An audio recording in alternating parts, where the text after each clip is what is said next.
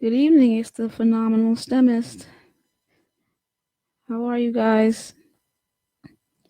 It's the last Sunday of the month, and I'm ending my series on cancer. Just join me. Join me as I discuss stage 4 cancer. My name is Dr. Maya Byfield. I'm a graduate of Oakwood College, now University. I received my bachelor's in biology, and then I went to Albert Einstein College of Medicine, where I received my master's and PhD in molecular pharmacology. Basically, that's the study of how cells communicate with their environment and the different mechanisms uh, that involve cells signaling with one another. Cancer is a major disease that is developed when a cell dysfunctions. So I have a little background in understanding what a cell is. I did a postdoctoral fellowship in neuroscience. So my focus heavily is cells communicating with one another. Um, but I am fascinated by cells in general. And like I said before, cancer is a uncontrollable, deadly growth of cells, and we're going to end this month, the month of October, which heavily focuses on breast cancer, and we're going to talk about stage 4 cancer. Just let me know what you like to talk about, guys. Um, I'm thinking next month I will want to focus on black hair. Um, I want to talk about hair, specifically black hair. I'll be away a lot this November. So I think I will only have, I think, 1 or 2 weeks to talk about it, but I want to talk about the hair. I feel like African American females are destroying their follicles. They're destroying their hair. If they knew the science behind hair, they may uh, make different choices. Well, not necessarily. I've had a perm for over 30 years, and I knew the science of hair. So it has to do a lot with culture and training and emotions. But um, we'll talk about it. So stay tuned for next month.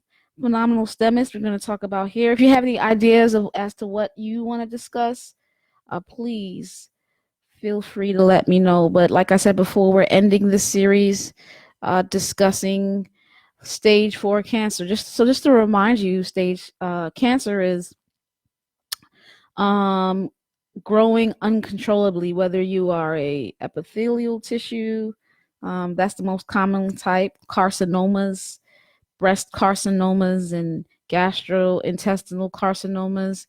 Um, they are the most common types of cancers. There are some sarcomas and blastomas, right? Any oma is a cancer, and but there's different types of cells. And but I told you the most common one is the one that normally divides. So your epithelial tissue that make up your glands and the linings of your organs, they're the ones that constantly are growing because they need to replace um, dead cells or damaged cells. So there's nothing wrong with cells that grow. The problem is when they grow uncontrollably. So when a cell starts to grow uncontrollably, they grow and they grow and they grow and they grow and they change. And when they change and they make an overgrowth, that can be something deemed cancer. But there's benign and there's malignant. So benign just means they grow and grow and grow, like a mole on your skin. You know, some people have lots of moles. They grow uncontrollably, but they don't move anywhere. And since they don't move anywhere, they don't cause any harm, as long as it's not in a very important area. Like you don't want overgrowth in your brain. You don't want overgrowth in your lungs. So it doesn't even matter if they don't move. Certain organs are necessary for life.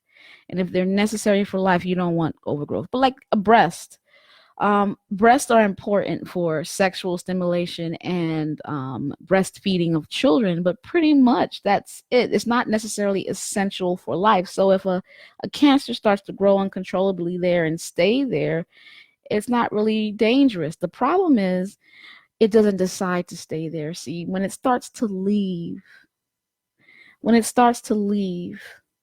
that's when it's malignant. Because now it can leave the breast, and now you have your breast cells growing in your liver. And liver organs should only have liver cells. So someone has breast cancer when the cancer from their breast, the cells from their breasts are growing elsewhere. That's when they are malignant and they start causing death and dysfunction. So let's talk about stage 4. What is stage 4 cancer? In front of you are 2 cells. Don't they look alike? You see the little circle there, but then you see these little things sticking out of them. The cell on top is a macrophage. It is not a cancer cell. You know, some cells are supposed to move. Some cells are they should move. They're called white blood cells. See, white blood cells travel all around the body looking for foreigners. Like these yellow bacteria, you see these yellow bacteria here? Those are foreigners. They don't belong inside of the body. And so you have very important cells that roam the body. They move through the tissues. They have the ability to move through the tissues. They do so by these extensions. You see these extensions? They're called pseudopods. You see? So they walk around the body using their pseudopods, and they also eat bacteria using their pseudopods. It's so important that macrophages have this. They wouldn't be able to move, they wouldn't be able to eat if they did not have all these strong little extensions. But that's what macrophages should have. Look at this cancer cell. This is a cell that was once an epithelial cell that did not look like that. Epithelial cells should not have extensions. You see, you don't see, they're just circular. They're just normal circular cells. See? Normal circular cells or cube-like cells. But look at this malignant cell. Look at these little extensions. You see those extensions? That shouldn't be. They should look like this. Not have these extensions. Now they're starting to look like macrophages. And I told you that macrophages are supposed to move. They use those extensions to move. And somehow cancer cells have developed the ability to behave like macrophages. Not in the fact that they eat anything, but they have these extensions that allow them to walk around the body. And when you have a cell walking around the body, they can move from one area to the other. And that is stage 4 breast cancer, lung cancer, liver cancer, whatever type of cancer. When you're at stage 4, it is because the cell had developed the ability that it didn't have before. Before, it was nice and circular. They didn't have these extensions. And since they didn't have the extensions, they couldn't move. But once they somehow, many people think it's through, poisons in the air and poisons in the water and poisons in our food and radiation from our technologies that we keep by ourselves at all times. They cause the cell to mutate. And now the cell looks like a macrophage and it's walking around. It's leaving the area where it once was and moving to places it shouldn't move. Stage 4 cancer is the worst because cells have moved, they have metastasized. They somehow gathered the ability to form these extensions, and now they're walking around the body. I told you, like last week, not only did they walk around the body, they jump into bloodstream and they move around in the blood, just like a white macrophage would. It's an imposter. Cancer cells are imposters. I see someone watching me. Hey, let me know who you are. Just give me a shout out. Don't they look alike? They're not the same type of cell. Cancer cells have the ability to behave like a macrophage. All right, so I'll end with this. How do we kill stage 4 cancer? Well, unfortunately, it's hard. It's hard. They have different types of drugs. See, I didn't talk to you about it, but the protein that creates these extensions is called actin. They're microfilaments. They push the cell's membrane forward. Like, I don't know if you ever seen like a cartoon of a worm move. It moves like mm, mm, mm, like that. That's how cells move. And the microfilaments or the actin filaments push forward and pull and push and pull like that. And so the white blood cells move the same way. So it's like, okay, maybe we can develop some drugs. Maybe we can develop some drugs that stabilize and or destabilize actin or the protein that binds to actin. So maybe we can stop forming these structures. We say amoeboid invasion, like the amoeba that we see in the fresh water. They look a lot like macrophages. They have these extensions, and they're like, okay, maybe we could stop the proteins from doing that. But unfortunately, our muscle cells have actin too, and they move like this. They shorten. They do that. So we take a drug that stops this cancer cell. See, the danger of chemotherapy is that you're attacking your cancer cells by attacking the very important mechanisms that normal cells have. So like we found out that there's a very important microtubule that helps the cell to divide. So they created a drug to stop the microtubules from dividing. So now no cells are dividing. So you're having issue with your hair falling out because the important cells that make your hair are gone. So there are all these side effects to chemotherapy because the same important proteins that allow you to live are the ones that you're trying to attack to kill cancer cells. Cancer is so hard to cure because it's your own cells dysfunctioning.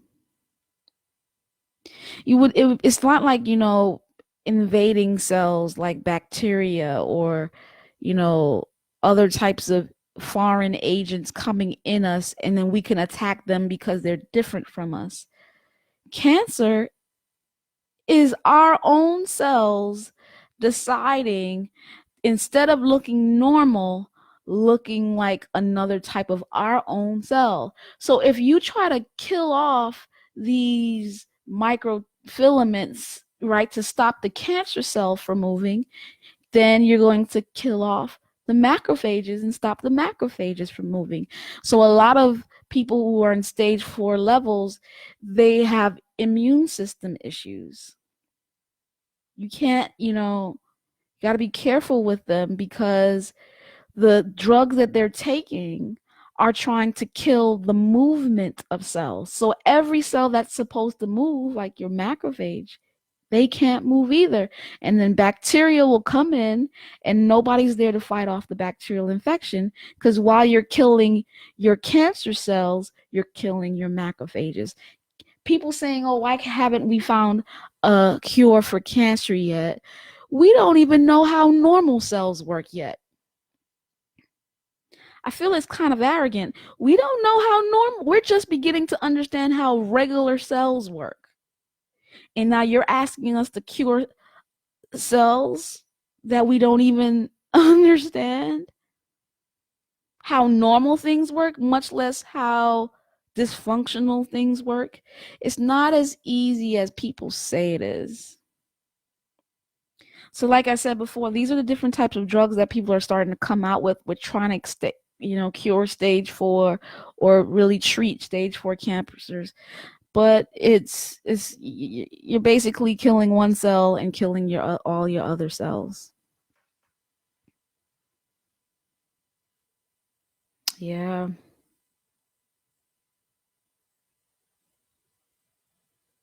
Michael says immunotherapy is promising.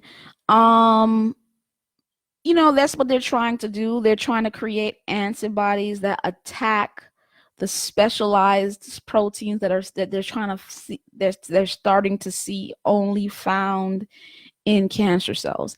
That's what the main studies are right now. We're basically trying to find out what makes a cancer cell different than a normal cell. And if we can just focus on that difference, then we'll create antibodies that basically bind to those problem proteins that our normal cells don't have. And then if we can do that, we don't have the as big of a problem when we're versus trying to attack something that we do have, like the actin. Like actin is everywhere. Our muscles have actin. So we try to stop the actin in the cancer cell, we stop the actin in our muscle cells, and now we can't move. Yeah. One of the major fight cancer killing agents of our body is our immune system.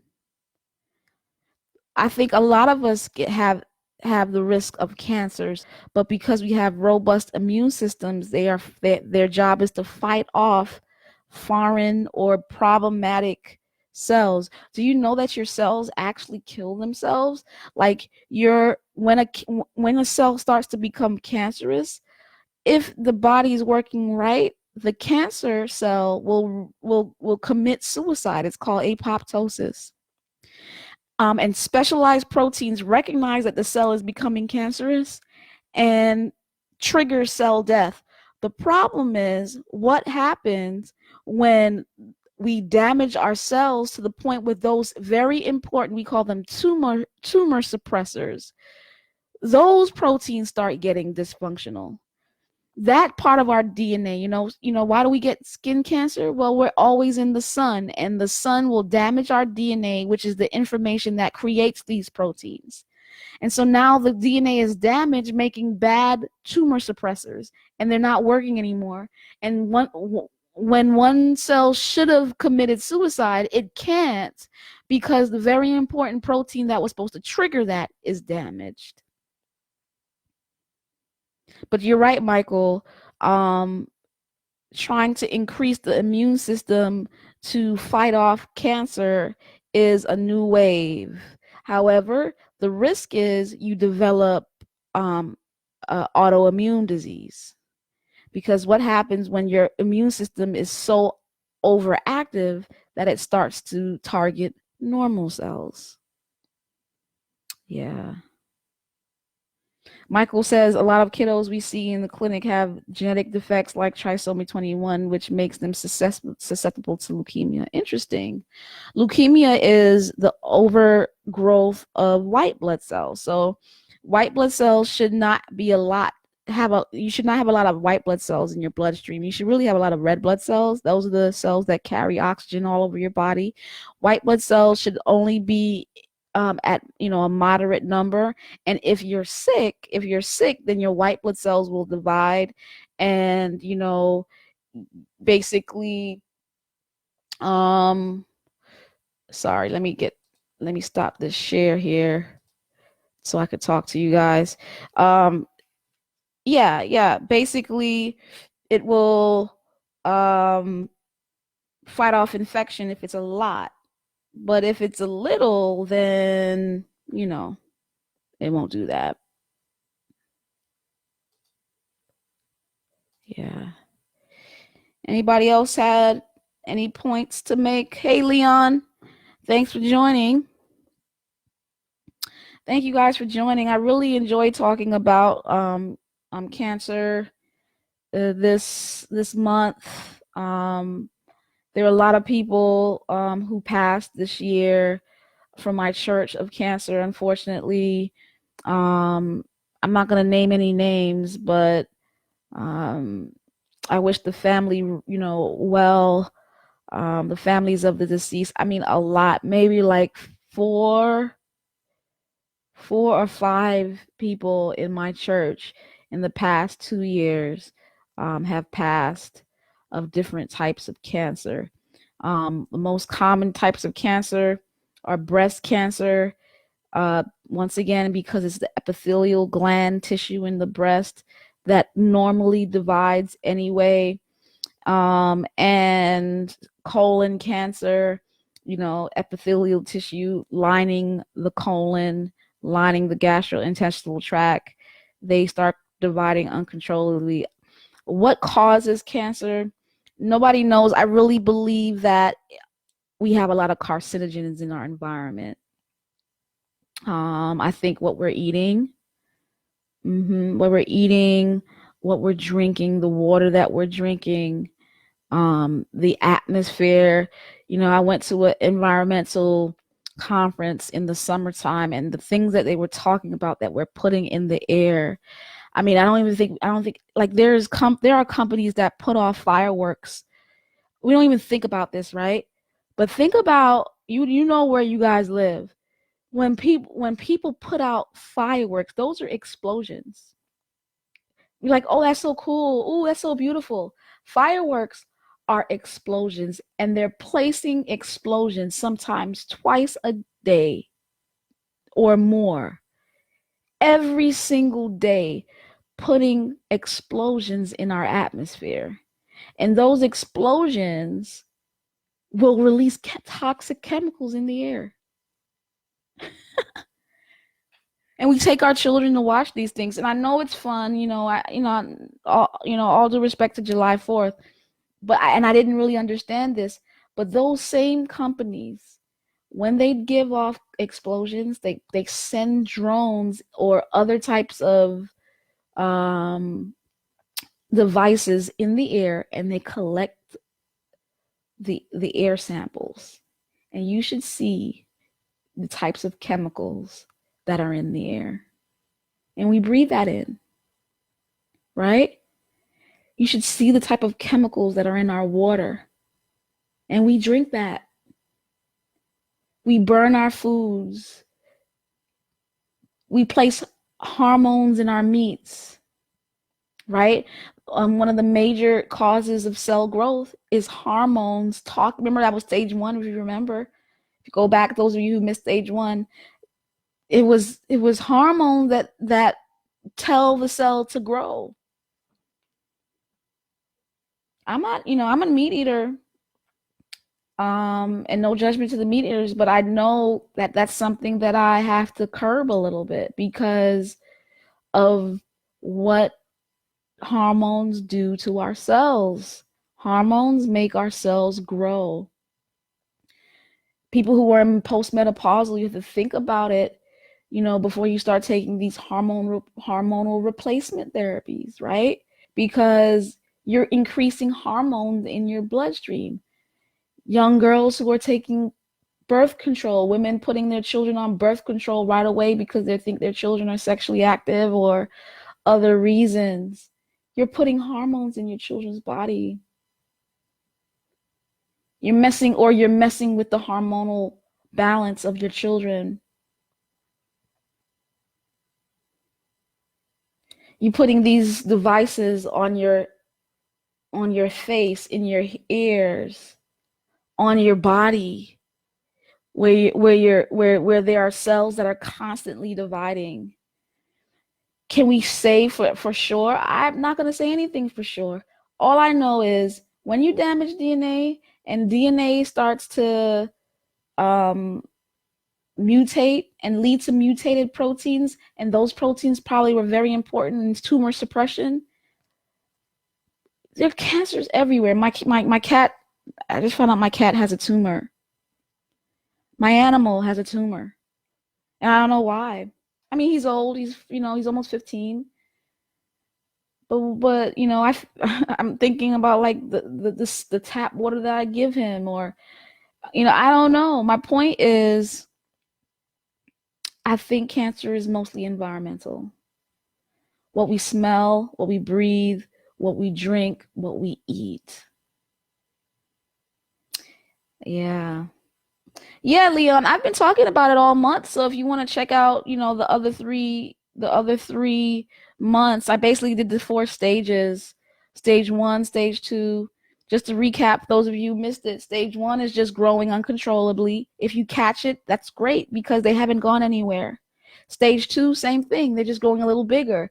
Stage 1 and stage 2 are the safest type of cancers outside of maybe, in a bad area like your lungs. You don't want multiple levels of cells in your lungs. So that's why lung cancer is the most deadliest and most common type of cancer. It's not breast cancer. We make pink the big thing. Nobody's talking about lung cancer. And I don't think it's just smoking. I think it's the toxic chemicals in the atmosphere. So, and then stage 3 is when they start to begin to move. They start to call blood vessels to the area and they jump in blood vessels and start going around the body. And stage 4 is the last. That means they found it someplace else that's not primary, meaning they found cancer on the bone and they look at the cancer cell and they realize that's not it. They look at the cell in the bone and they realize it's not a bone cell, it's a breast cell. And that says, oh my God, the breast has left the breast and moved to another area. Yeah, Leon, the fireworks. I'm telling you, I didn't think about the fireworks either until I went to a conference. Until I went to a conference. And you have these companies. I'm not naming any companies because I'm not trying to get sued, but you know who I'm talking about. You know where we live. They put out those things 2 times a day. 2 times a day. And trust me, they have contracting companies where they measure the chemicals that are coming out in there. And there's a certain level that they have to, whatever, man. I mean, all kinds of companies. It's not just fireworks. Is basically different types of institutions that set off bombs for practice, right? They practice bombing, and they're doing that in different areas of the country, just bombing stuff, right? So all of that, or even our fires. We're trying to train firemen, and so you set off real fires. All these things are sending carcinogens in our air, and we breathe it. Why is cancer so prevalent? It's not as simple as genetics. They like to say, "Oh, it's in my genes," and so let me, you have these people who are doing prophylactic surgeries where they're cutting off their breasts when they find out their sister has breast cancer. Man, it's deeper than that. Um, yeah. So, P53 deficiency. So what you're talking about, Michael, is P53 is a tumor suppressor. That's right.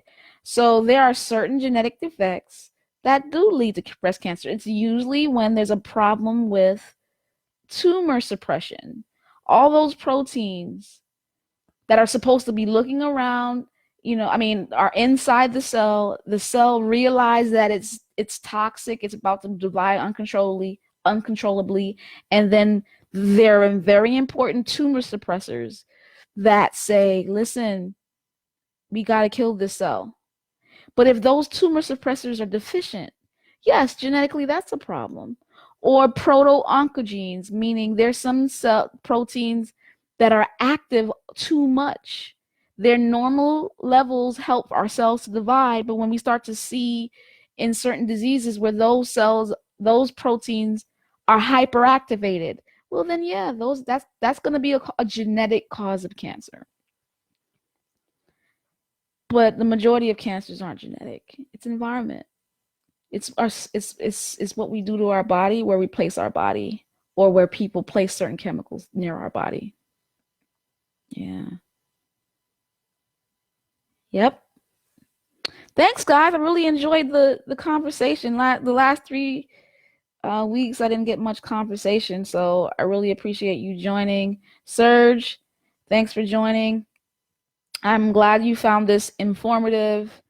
Once again, I'm going to be talking about in November. I don't think I'm going to do every week because I'll be out of town a couple of these weeks, especially Thanksgiving. So um, I wanted to talk about black hair. I wanted to talk about hair in general, and I'm seeing an epidemic of alopecia in black women.